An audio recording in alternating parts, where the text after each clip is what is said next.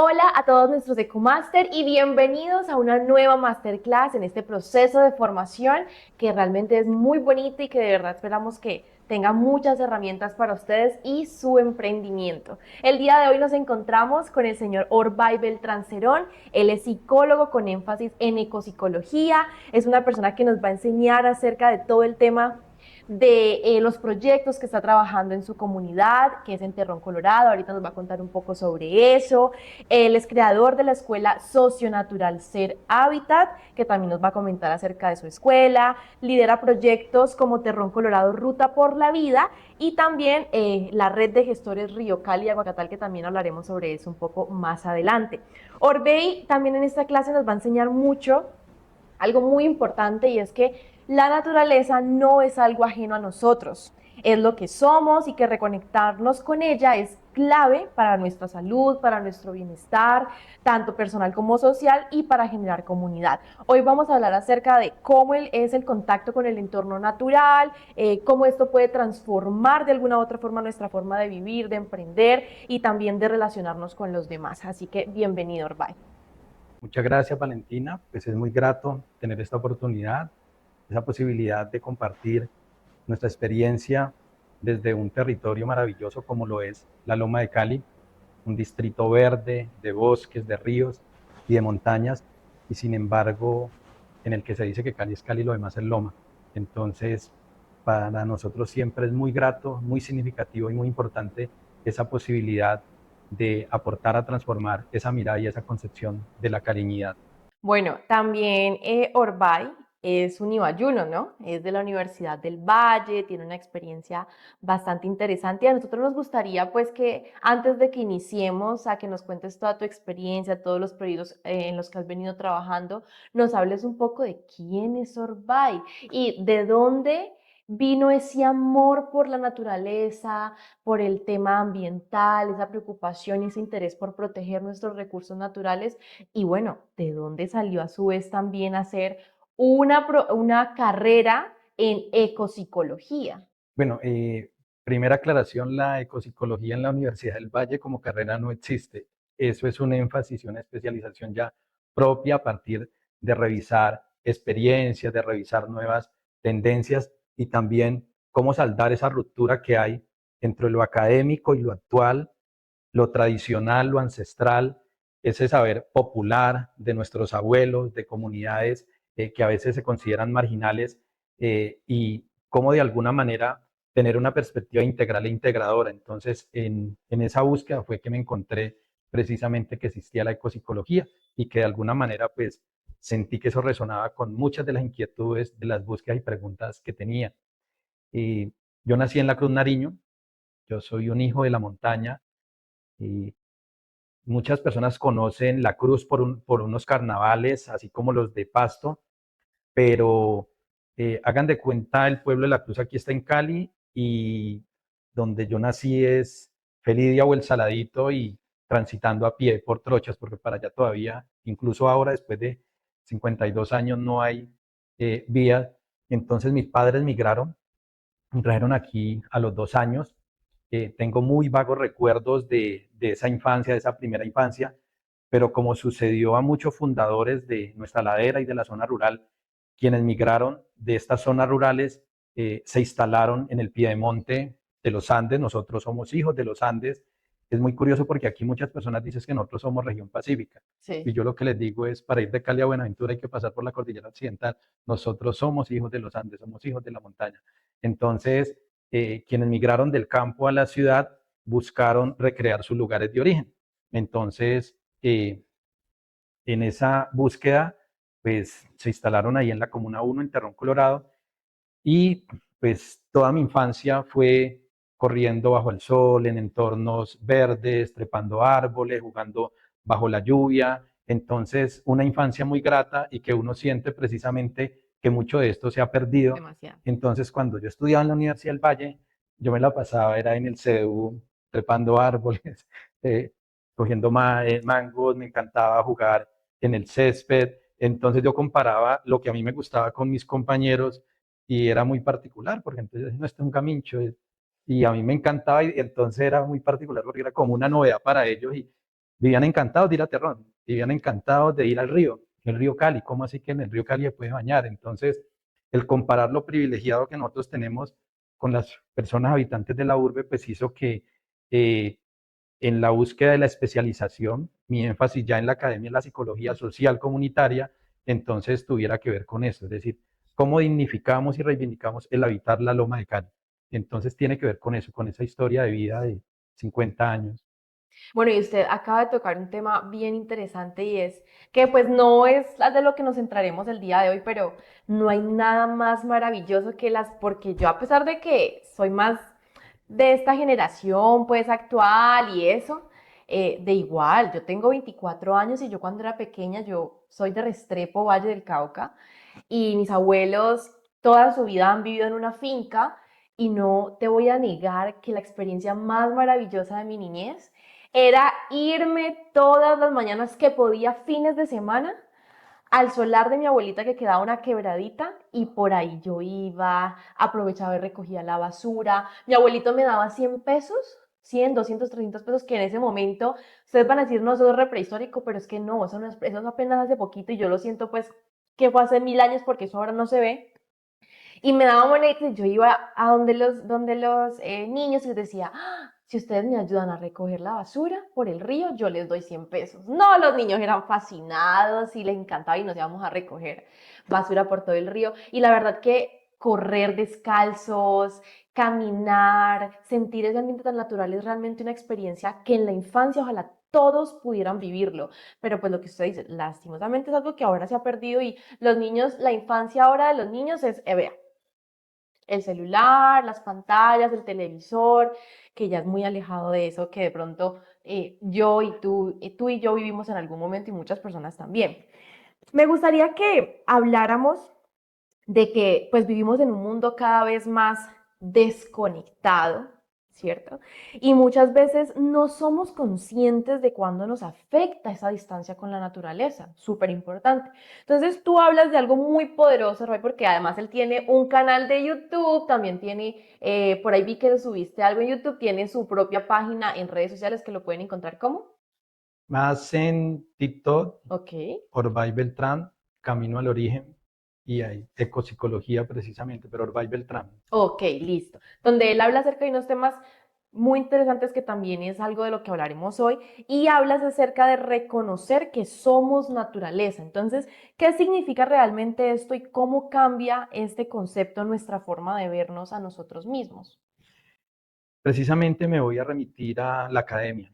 Cuando estaba en la Universidad del Valle, entonces en los círculos de estudiantes, en los semilleros de estudio y en los grupos de estudio, en las referencias bibliográficas, eh, en trabajos académicos, era muy recurrente esa división entre el mundo humano y el mundo natural, eh, entre el considerar que lo más importante era lo que nosotros como seres humanos hemos desarrollado, es decir, todo lo artificial, por eso hablaba de que el icono de la civilización es la ciudad, y eso es lo que se considera desarrollo, y la naturaleza significa atraso o un recurso, como si fuéramos administradores, o incluso desde la misma religión, como si nosotros fuéramos el centro de ese bello paraíso, porque un ser todopoderoso nos creó a imagen y semejanza de él y nos puso a disposición todo lo demás. Entonces, a partir de me llamó mucho la atención una frase en algún momento y después se volvió muy repetitivo escucharla, cuando decía, el ser humano no tiene naturaleza,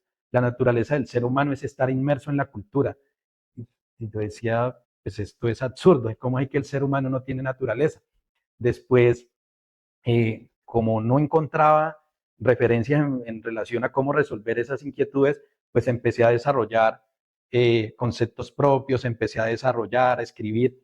Entonces, por ejemplo, ¿cómo así que nosotros no tenemos naturaleza? Es decir, nosotros no tenemos instintos como las otras especies, pero naturaleza, pues nosotros somos organismos biológicos. Entonces, ¿cómo vamos a negar? Y lo que encontraba era que quienes reivindicaban la naturaleza eran considerados pues ambientalistas o hippies, por ahí una minoría, o las comunidades campesinos, afro o indígenas, como que los que están allá alrededor del río, los que están alrededor de la montaña, ellos son los que se tienen que preocupar. Entonces, cuando yo empiezo de alguna manera a reivindicar ciertas cosas, me decías cosas ambientalistas, yo no soy ambientalista. O, por ejemplo, para yo respetar a la mujer, entonces tengo que ser feminista o una aliada, ¿no? A mí me dignifica como ser humano el respeto al otro, precisamente porque hacemos parte de un gran cuerpo colectivo como especie, entonces yo no necesito ser ambientalista o animalista para respetar a los otros seres, para respetar a las otras especies, sino que empiezo a concebirlo precisamente desde mi dignidad y mi calidad como ser humano. Entonces, en estas búsquedas está la cuestión de nosotros como seres humanos somos seres muy complejos, que hacemos una construcción de nosotros mismos, pero la base es la biología. Entonces nosotros somos seres bio, psico, socioculturales y espirituales. Esa es una concepción integral de nosotros como seres humanos. Y eso implica que tengo que reconocer mi propia integralidad como individuo, pero también hago parte de un gran cuerpo colectivo que soy como especie, y esa especie precisamente no es ni gerente ni administradora, o el entorno no es un recurso a nuestra disposición, sino que hacemos parte de una compleja trama de la vida que tenemos que respetar y dignificar nuestra responsabilidad que tenemos en ese maravilloso entorno. Entonces, a partir de ahí, pues empieza esto, como te decía, de comparar la academia y todo lo que nos enseñan con esa experiencia de vida y ese entorno maravilloso. También mencionas un tema que es el síndrome de déficit de naturaleza. ¿Podrías explicarnos a todos qué es y cómo afecta nuestra salud mental, física, emocional? Bueno, nosotros como seres humanos tenemos una conexión vital y sagrada con la naturaleza, y eso tiene que ver con, primero, que somos seres biológicos; segundo, que todas las especies no evolucionaron como en algún momento nos enseñaron, de la supervivencia del más fuerte en base a la competencia, sino que las especies coevolucionaron. Entonces nosotros tenemos una relación vital y sagrada con ese entorno natural, sobre todo con los árboles, con los bosques, y eso se dio a través de millones y millones de años de nuestra evolución. Y eh, en la medida en que se va desarrollando los centros urbanos, la industrialización, pues empieza a focalizarse y a concentrarse la población en ese entorno, pero de todas maneras estaba el río, el bosque o la montaña. Pero ¿qué es lo que ha venido sucediendo en el último periodo? En el último periodo, los niños, por ejemplo, llegó un momento de la historia en que la naturaleza empezó a considerarse como peligrosa, ¿cierto? Entonces de pronto una infección, un bicho, de pronto un accidente, los padres ahorita sobreprotegen mucho Demasiado. a los niños, entonces ya no hay el correr al aire libre, entonces no se desarrolla el sistema propioceptivo, no se desarrolla el sistema psicomotriz, no se desarrolla la sensibilidad, hay problemas de hiperactividad, hay problemas de atención, hay problemas para controlar las emociones, porque qué pasa cuando uno está corriendo en un entorno natural, pues nos caíamos y nos parábamos y seguíamos jugando, ¿cierto? Yo me acuerdo que pasaba en nuestra niñez. Nos golpeábamos la cabeza y entrábamos sangrando, ¿cierto? Y este se escalabró, decían los adultos, y nos ponían una tela de araña o nos ponían café y uno salía corriendo de nuevo. En cambio ahorita es la EPS, ¿cierto? La contingencia, la defensa civil, los bomberos, todos los protocolos que hay para realizar ese tipo de actividades. En los centros educativos ya no pueden desarrollar actividades al aire libre porque hay muchas restricciones. Entonces uno entiende los peligros que hay en los entornos abiertos, ¿cierto? Pero también eso no permite, pues, que muchas destrezas, habilidad y competencias sociales, ese contacto con el otro. Después, a las casas llega el televisor, entonces las familias se concentran en la casa viendo el televisión y hay una ruptura de ese tejido social, de ese gran cuerpo colectivo. Entonces se rompen los lazos de solidaridad, de cooperación, de afecto, que significa pues los otros en la comunidad. Y después del televisor llegan el computador y después el celular. Entonces ya no es solamente que las familias están enconchadas, sino que también cada quien está en las cuatro paredes de su habitación, o pueden estar 12 personas reunidas, pero cada uno está pegado a un aparato. Entonces, eso está generando una cantidad de problemas para nosotros como adultos, pero sobre todo para los adultos mayores, pero sobre todo para los niños, porque no pueden recibir el sol porque se insolan, ¿cierto? Cualquier lluviecita se resfrían, cualquier golpecito, pues el drama, el dolor. Entonces, eso está limitando la posibilidad de que se forme el carácter, el espíritu, la voluntad, y lo que decía ahora, las destrezas y habilidades y competencias sociales, la sensibilidad, esos lazos de la comunidad, y todo esto es fundamental, el sistema inmunológico. ¿Qué pasaba antes con las personas? Dejaban que los niños, que los bebés estuvieran en contacto con la tierra nos equilibra, la tierra, el estar en contacto con los patógenos. Les voy a poner un ejemplo. Los antivirus de los computadores están basados precisamente en cómo funciona nuestro sistema inmunológico, es decir, hay hackers que todo el tiempo están creando virus y están los que protegen, todo el tiempo están actualizando los antivirus. Asimismo funciona nuestro sistema inmunológico, es decir, en ese contacto con ese entorno y en nuestra memoria, en el ADN y en la genética está precisamente todo. Cada vez que se identifica algún patógeno, hay una reacción para protegernos, pero si esto no se actualiza, si no se desarrolla desde muy pequeños, pues más adelante cualquier otro tipo de situación va a hacer que los niños estén expuestos o que desarrollen algún tipo de enfermedad. Entonces, el síndrome de déficit de naturaleza significa precisamente que hay esa desconexión del entorno natural, no de la naturaleza, porque nosotros somos naturaleza. Entonces, en la medida en que hay esa desconexión, no desarrollamos nuestro sistema nervioso, nuestro sistema psicomotriz, nuestra capacidad propioceptiva, que es la capacidad de leernos hacia nosotros mismos, destreza, habilidad y competencias sociales, la capacidad de afrontar la frustración, la tristeza. Entonces, y de hecho ahorita se habla mucho, por ejemplo, de la generación de cristal, todo ese tipo de cosas tiene que ver un poco con eso. Pero entonces, eh, te voy a colocar un ejemplo que ya está científicamente demostrado. Cuando personas que les han hecho una cirugía o han tenido crisis depresivas y están en rehabilitación, el solo hecho de estar en una ventana y contemplar el cielo o las nubes o una montaña ha hecho que se disminuyan la prescripción de analgésicos para la cirugía o antidepresivos para las personas que han tenido esa crisis. Entonces lo que se ha descubierto es que así sea la sola contemplación con la naturaleza tiene una capacidad sanadora. Entonces, por eso ahorita se habla de las terapias verdes, la medicina forestal, la hidroterapia, o las personas desde el sentido común te dicen, desconéctese del trabajo, no le conteste a su jefe, apague el celular, váyase para un medio de un bosque, camine descalzo en la hierba, abrace un árbol. Entonces, Es una forma de conectar maravillosa. precisamente, entonces tiene que ver con eso, que esa desconexión con la naturaleza, y hay una muy, muy crítica, que es el calzado de goma, precisamente. Entonces, también ya se han hecho estudios de que muchas de las enfermedades, sobre todo las enfermedades crónicas, esas que se van agudizando con el tiempo, tienen que ver con que nuestro cuerpo es como una gran batería, ¿cierto? Tenemos un polo positivo y un polo negativo.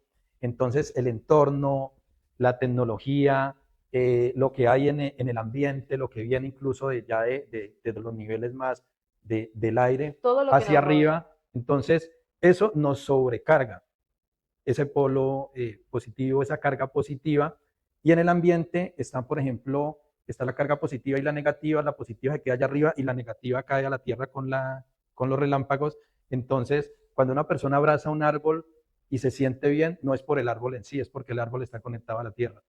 Entonces, muchas personas, ya se ha demostrado que el solo hecho de ir a un entorno natural y quitarse los zapatos y estar solamente, eso equilibra tu cuerpo.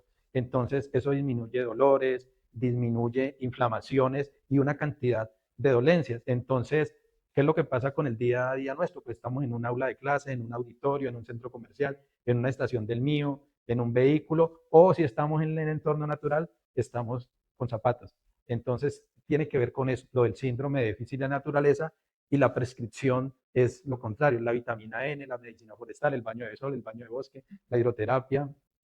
No, mejor dicho, si es que aquí esto hay es para hablar a montones de todos los beneficios que nos ofrece la naturaleza y que sin duda no se puede discriminar de ninguna manera porque pues todos los beneficios que trae para nuestra salud mental y física son demasiados.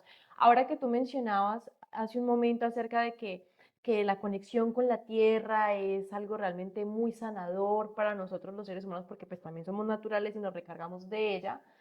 Eh, una, un ejemplo muy claro de lo que también mencionabas, que lo hilo aquí, con que las personas que están más en conexión con nuestro entorno natural, pues tienen más defensas, son menos, ¿cómo se les llama esto? O sea, como que no se enferman tan fácil. Y una muestra de que esto es muy verídico es, por ejemplo, nuestros ancestros, las personas o incluso las comunidades indígenas que viven en estos territorios todo el tiempo son personas que donde uno vaya a esos lugares, no, mejor dicho, ya al otro día le da la pálida, le da fiebre, le da dolor aquí, le da dolor allá, cualquier mosquito ya lo enfermó, pero es eso, es como esa desconexión tan grande que tenemos de ese entorno natural que cuando vamos a estar junto a él, pues ahí empezamos a chocar, ¿no? Muy interesante eso, porque justamente tú también hablas mucho acerca de que la naturaleza es la mejor sanadora y la gran maestra, y una forma pues como de sanarnos cuando estamos en esos momentos que de pronto estamos muy recargados de trabajo, preocupaciones, pues sin duda lo mejor es, la mejor terapia es ir a conectarse con la naturaleza. Ahora me gustaría comentar y hablar, que este tema me encantaría que nos pausáramos acá y habláramos muchísimo de esto.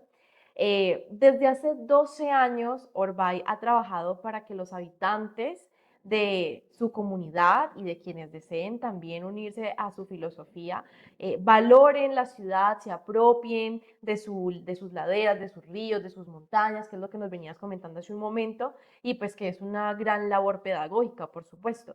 ¿Cómo nace la escuela socionatural Ser Hábitat y cuál es el propósito de su creación? Bueno, yo les estaba mencionando hace un momento esto de que el ser humano no tiene naturaleza y la naturaleza del hombre es estar inmenso en la cultura. Entonces yo reñía con eso y miraba precisamente las comunidades indígenas, las comunidades rurales, las comunidades afro, y yo decía, pero ¿por qué pensar en que tiene que estar uno allá en un entorno de eso? Y pues yo no me voy a volver a la Cruz Nariño a vivir en una montaña, cuando precisamente es en este entorno natural. Y acá es donde hay que trabajar la conexión con la naturaleza, dignificar esa responsabilidad que tenemos. Y nosotros no somos administradores de la naturaleza, no son los recursos naturales, porque el problema es que si los consideramos recursos a nuestra disposición, pues son renovables, pues los depredamos porque van a renovar, ¿cierto? Entonces no se mide el daño ni la responsabilidad que tenemos. Y el otro asunto es considerar que la naturaleza es algo externo, que ese contacto con la naturaleza es como una puerta que se abre pero que también se cierra. Entonces, el fin de semana, el fin de mes, cuando puedo volver a donde tu familia, cuando puedo ir a una zona rural, cuando puedo ir a San Andrés, cuando puedo ir a Huanchaco, ¿cierto? Entonces, no cultivar esa conexión, pero que eso implica también valorar precisamente que mi cuerpo es mi primero y principal hábitat. Es decir, nosotros no somos un conjunto de órganos. De hecho, el concepto creo que es, pues me disculpan si me equivoco porque no lo, en ese sentido no lo, pero es como alobiontes, es decir, que nosotros somos un gran ecosistema porque con nosotros conviven millones y millones de microorganismos, de bacterias, de virus, ¿cierto? Y de hecho, siempre se ha considerado que estos son patógenos y que hay que atacarlos. Lo que se ha descubierto ahora es que son aliados nuestros. Entonces, incluso ahorita primero se hablaba de la relación del cerebro con el corazón, ahorita están hablando del intestino como el segundo cerebro y esa relación fundamental que hay entre estos tres precisamente para regular, para equilibrarnos. Entonces, tiene que ver con esto. Entonces, primer asunto, nosotros somos naturaleza, nuestro cuerpo es nuestro primero y principal hábitat natural y desde ese primer hábitat natural nos relacionamos con ese cuerpo colectivo que somos como especie y estamos conectados con los otros seres y la naturaleza. Entonces somos el hábitat. Entonces por eso lo de escuela socionatural será. Ok, no, pero está muy buena la explicación. De ahí Entonces, sale entonces el nombre. entonces desde ahí sale precisamente el nombre, porque no es una cuestión de porque precisamente en la educación occidental que privilegia el intelecto y es una cuestión de millones, digamos, millones y millones de años de evolución, pero después cuando se empieza ya a desarrollar la civilización y la cuna de la sociedad occidental, pues es Grecia, después pasa por el desarrollo de Roma y bueno, después ya todo lo que tiene que ver con Europa. Entonces, si tú miras todas las otras culturas en Latinoamérica, pues nuestros antepasados, en, en Norteamérica, en África o en el Medio Oriente y el Lejano Oriente, hay otra concepción de esa relación con la naturaleza, de la comunidad. Entonces, es de alguna manera cómo revertimos un poco ese etnocentrismo, cómo revertimos un poco ese daño que le hemos hecho al entorno natural, pero no es un favor que le hacemos a la naturaleza, es cómo dignificamos habitar en este mundo y cómo mejoramos nuestra calidad de vida. porque no es un asunto y por eso yo no hablo de medio ambiente, por eso yo no hablo de educación ambiental, yo hablo de educación socionatural, porque reconozcamos que estamos en una cultura y en una sociedad, pero también reconozcamos que somos naturaleza. Esto es muy importante. En conexión con esto del síndrome de déficit de naturaleza y de cómo se ha afectado no solamente el daño que se le ha hecho a la otra especie, sino cómo eso ha socavado de alguna manera nuestro bienestar. Entonces se está hablando de renaturalizar la ciudad. Entonces, donde había un humedal o un bosque, ahorita entonces miremos cómo lo recuperamos, porque se colocó una losa de concreto, ¿cierto? Entonces ahorita miremos cómo lo recuperamos. Entonces, aquí en Cali no sería necesario renaturalizar la ciudad, aquí lo que sería es cambiar la mirada sobre ese entorno tan maravilloso que tenemos y reconocer que ese vínculo con el entorno natural es vital, pero también que la mirada tiene que ser hacia adentro, es decir, valorar, porque si yo soy consciente de esto precisamente, me preocupo de cómo respiro, me preocupo de estar en conexión con el sol, me preocupo de la calidad del agua que estoy consumiendo, me preocupo de la calidad de los alimentos. Entonces, el Gatorade y la Coca-Cola o el agua, ¿cierto? Y también la calidad del agua. Me preocupo de si el alimento es orgánico, cultivado por nuestras personas de la zona rural o por nosotros mismos en huertas caseras o alimentos procesados o la comida chatarra. Entonces, tiene que ver con eso, cómo cambiamos esa concepción sobre nosotros mismos como seres humanos, esa concepción con los otros como sociedad, como especie, y esa relación con los otros seres y la naturaleza. Y Cali es un gran laboratorio. Entonces, cuando hablamos de la escuela socionatural Ser Hábitat, no es decir es que yo soy el experto o con quien lo hacemos somos los expertos, sino propiciamos unas actividades o desarrollamos unas acciones en unos entornos y es invitar, por ejemplo, el padre de familia que crió de esa manera, como tú lo mencionabas y que yo también hago referencia, pero que ahorita siendo abuelo, llega a la casa, se conecta a un aparato de esto y le pasa a uno a sus nietos. Nosotros como seres adultos ya tenemos un sistema nervioso ya desarrollado, los niños apenas lo están desarrollando.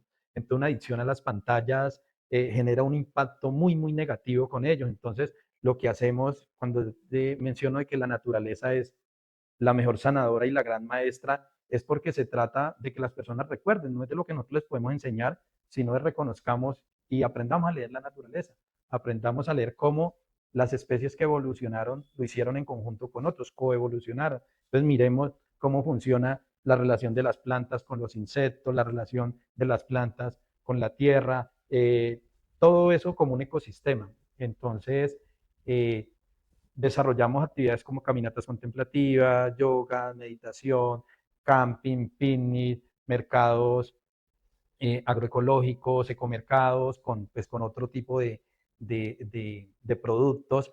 Y todo eso aprovechando que la Comuna 1 es como un puente entre la zona urbana y ese bello paraíso que está tan cerca de la ciudad y que la mayoría de caleños no conoce. Muy importante lo que hemos mencionado hasta el momento. Esperamos que sea de verdad muy valioso para ustedes. Ahora queremos pasar a hablar de un tema que también va muy hilado pues con lo que estamos conversando y es de un proyecto en el que ha venido trabajando Orbay hace mucho tiempo y es Terrón Colorado y su ruta por la vida. Háblanos un poco acerca de este proyecto, cómo empezó, en qué estamos. Yo hacía mucho trabajo en otros entornos, siempre lo había hecho en mi comuna, pero había una zona verde a la que le tenía mucho, mucho temor y era precisamente donde están, donde yo me crecí, mis vecinos, porque era una zona de consumo y era la zona de consumo más grande de nuestra comuna. Y era una zona tan crítica que la iban a urbanizar. Eran casi 160.000 metros cuadrados, que eran nuestras canchas y nuestras zonas verdes, nuestro espacio de recreación. Pero se convirtió en una situación tan problemática que muchas personas de la comunidad decían, mejor que urbanicen. Y así nos quitamos ese problema. Y empecé a hablar con los usuarios de ahí, con los jóvenes que consumen, y me decían que les preocupaba mucho. Entonces me decían, ¿qué podemos hacer? Y yo les dije, la única manera es que la comunidad se enamore de este entorno. Es decir, y los únicos que pueden atraer a la comunidad aquí son ustedes. Eh, ¿Y cómo hacemos? Entonces yo soy profesional, empecé a escribir, desarrollé una propuesta, no para que fuera un proyecto, porque los proyectos son institucionales y dependen de la institucionalidad, sino para que fuera un proceso comunitario, pero que tuviera un enfoque, una orientación, un propósito, un sentido, unos contenidos y una metodología. Entonces, en ese momento desarrollamos unas acciones que partían precisamente de lo que a la comunidad le gustaba. Entonces empezamos a hacer cine al parque, exhibiciones deportivas, actividades artísticas, culturales, mingas, todo esto en función de la relación de cada uno con nosotros y la relación con, eh, con el entorno natural. Y esa propuesta se denominó Laboratorio Social de Convivencia y Salud Mental. Y era un laboratorio, precisamente porque estaba en un lugar y los expertos tenían que ser los que estaban allí, precisamente la misma comunidad, era dignificar el saber popular.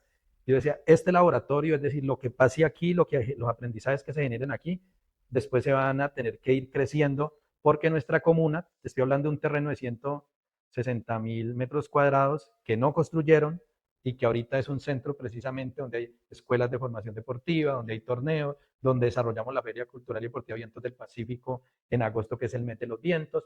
Entonces, esos aprendizajes, ¿cómo los llevamos desde una red precisamente a otros escenarios? Entonces, había otro escenario que era un escenario de sombras, de miedo, de desesperanza, de consumo, de violencia, y donde la comunidad decía, por ahí es mejor no ir, y lo llenamos de sueños, de expectativas, de esperanzas, de solidaridad, de alegría. Hace un momento comentabas acerca de emprendimiento social. Cuéntanos un poco qué es el emprendimiento social, por qué es tan importante, más ahora que nuestros Ecomaster pues justamente están en este proceso de formación para ser unos grandes emprendedores en el ámbito social, ambiental. Entonces, ¿por qué tan importante? Y lo uno a algo que también es súper valioso, y es que a través de todo ese recorrido que has tenido y toda la experiencia que has recogido a lo largo de los años, creaste una red de gestores y emprendedores del río Cali y Aguacatal. Entonces, cuéntanos también un poco sobre eso. Bueno, la cuestión del emprendimiento social tiene que ver con una gran apuesta y resolver problemáticas sociales. El emprendimiento social está orientado al interés y al bien común, al beneficio colectivo.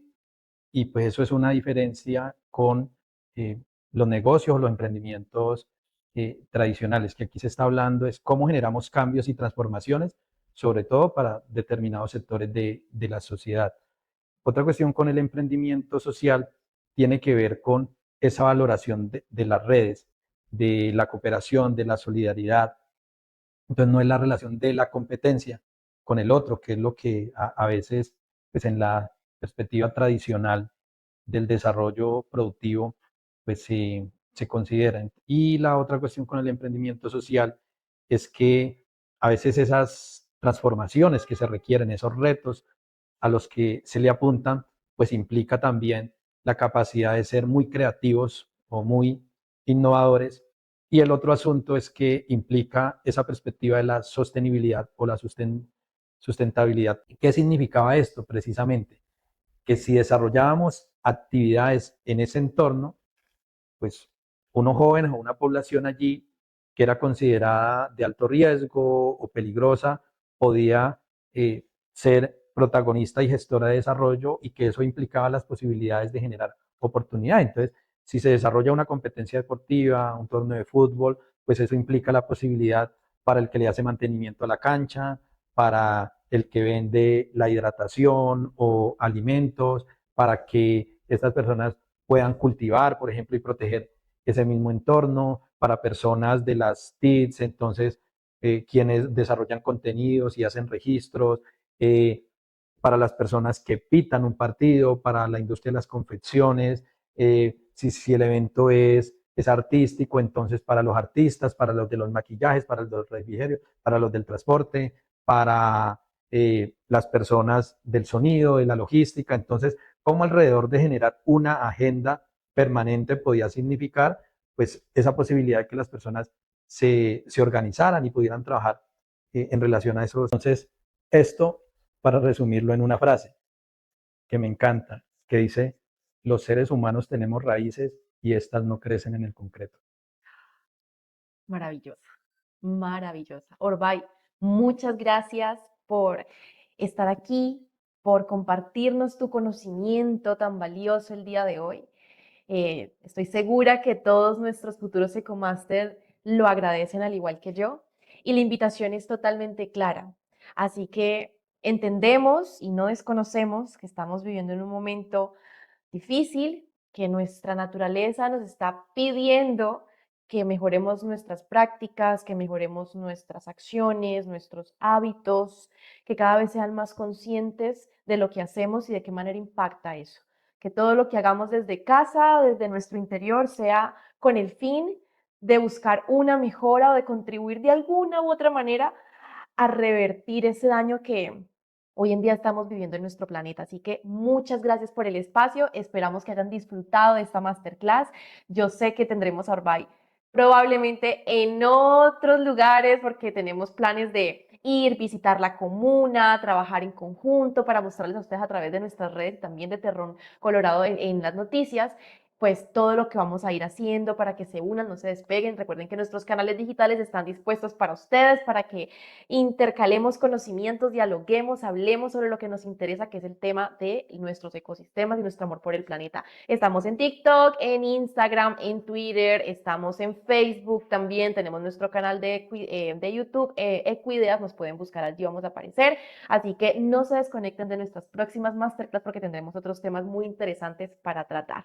Muchas gracias, Orbay. Muchas gracias a ustedes por la oportunidad y me decía, estamos creciendo y nos estamos consolidando y a partir de eso, pues esa gran apuesta que es generar una gran oferta también y un gran sueño y es que Cali sea reconocida como la sucursal del cielo, pero no por la agenda urbana y la de la rumba, sino por ese bello paraíso natural que tenemos tan cerca de la ciudad y que incluso muchos caleños desconocen. Muchas Muchas gracias. gracias. Y hemos finalizado nuestra masterclass. Esperamos que haya sido un espacio donde hayan podido aprender demasiado. Ha sido una clase que hemos preparado especialmente para ustedes, para su plan de formación como EcoMaster. Esperamos vernos en nuestra próxima clase.